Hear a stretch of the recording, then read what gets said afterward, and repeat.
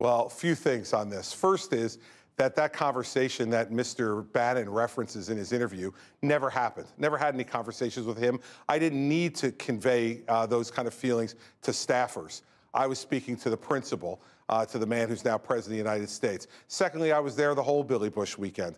I was there during debate prep, leading debate prep for the second debate, both on Friday and on Saturday. And by the way, if I was off the team, then why did I lead debate prep for the third debate? Third, I was offered cabinet positions by this president.